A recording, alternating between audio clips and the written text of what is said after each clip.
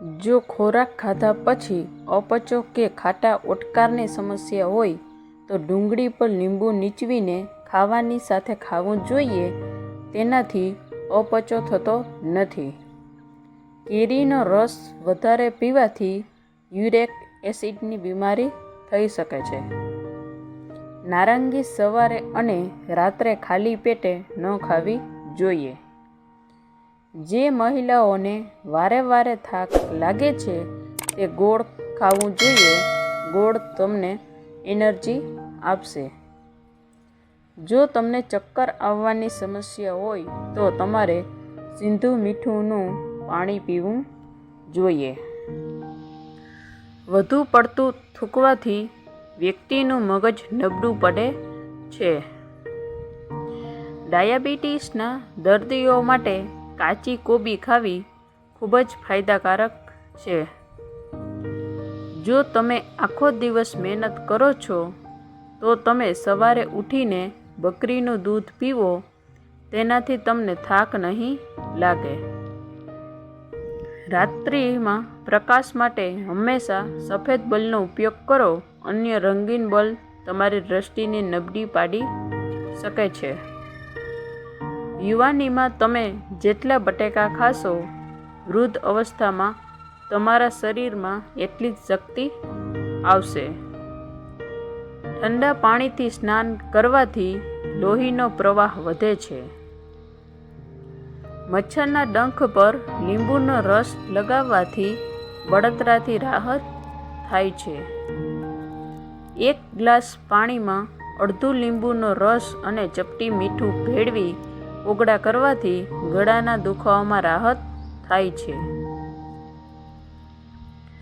કાકડીનું સેવન કરવાથી હૃદયના ધબકારા સામાન્ય રહે છે.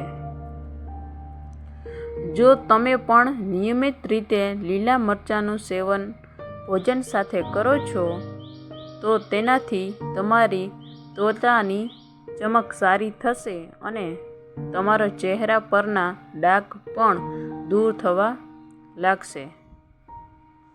છાતીમાં બળતરા થતી હોય તો કેળા ખાવા જોઈએ. જો તમને ભૂખ ન લાગવાની સમસ્યા હોય તો 1 ગ્લાસ ગરમ પાણીમાં કાળા મરી, મીઠું અને લીંબુનો રસ ભેળવીને પીવાથી ભૂખ લાગે છે.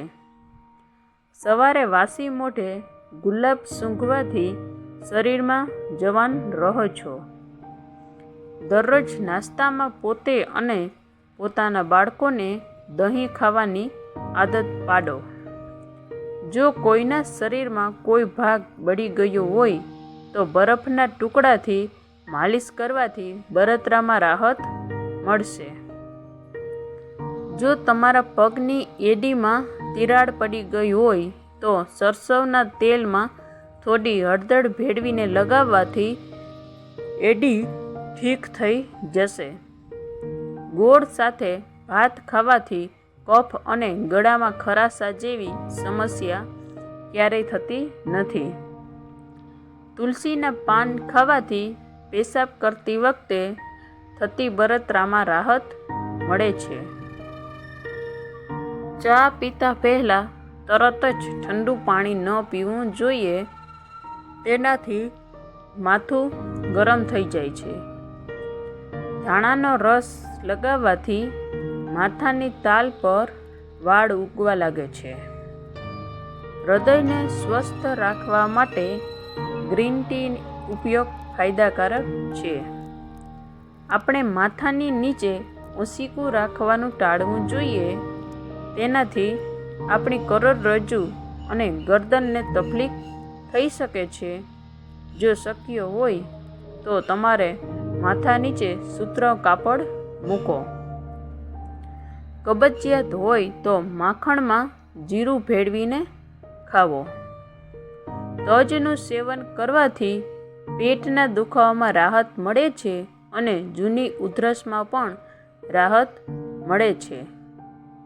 લીંબુ પાણીને દાંતિયા પર લગાવીને ઓળવવાથી વાળ સુંદર બને છે. પેટનો ગેસ મટાડવા માટે સૂકો ફુદીનો ખાવો. પેટનો ગેસ બહાર નીકળી જશે. રોજ સવારે ખાલી પેટે તળેલું કે મસાલાદાર ખાવાનું ટાળવું જોઈએ, નહીં તો શરીરમાં અનેક રોગો થઈ શકે છે. ચા ઉપર પાણી ન પીવું જોઈએ, તેનાથી શરીરને ઘણા નુકસાન થાય છે. કોબીના પાન સલાડમાં ચાવવાથી પેશાબમાં ફાયદા થાય છે. હાથના અંગૂઠાને તેલથી માલિશ કરવાથી આંખની રોશની વધે છે. દાડમ, ખજૂર અને મોટી એલચી ખાવાથી વૃદ્ધ સ્ત્રી પણ યુવાન દેખાવા લાગે છે. જે સ્ત્રીઓ હંમેશા બેઠા બેઠા સંજવાળી પોતા કરે છે, તેને ક્યારેય કમરનો દુખાવો થતો નથી અને પેટ ફૂલવાની સમસ્યાથી બચે છે.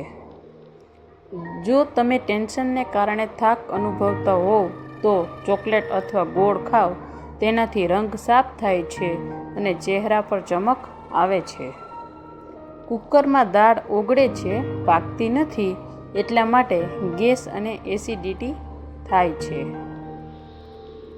માખણની સાથે થોડું કેસર મિલાવીને રોજ રાત્રે હોઠ ઉપર લગાવવાથી કાળા હોઠ પણ ગુલાબી થવા લાગે છે. જો તમને વધુ પડતા વાળ ખરતા હોય તો રોજ સાબુનું સેવન કરો, વાળ ખરતા બંધ થઈ જશે. ડુંગળીના થોડા ટુકડા કાપીને રૂમમાં રાખવાથી શરદી નાકમાં અટકતી નથી. રોજ લીંબુ અને આદુનું પાણી પીવાથી વધતા પેટને ઓછું કરવામાં મદદ મળે છે. એલોવેરાને પાણીમાં ગરમ કરીને માથામાં લગાવવાથી માથાનો દુખાવો મટે છે. દેશી ઘીથી તમારા માથાની માલિશ કરો, તેનાથી તમારું મગજ મજબૂત બનશે અને માથાનો દુખાવો પણ દૂર થશે. પાલકમાંથી બનેલી કોઈ પણ વસ્તુ ખાવાથી ચહેરો ખરાબ થઈ જાય છે. તાંજળિયાની ભાજીના રસમાં સાકર મેળવીને પીવાથી ખસ મટે છે.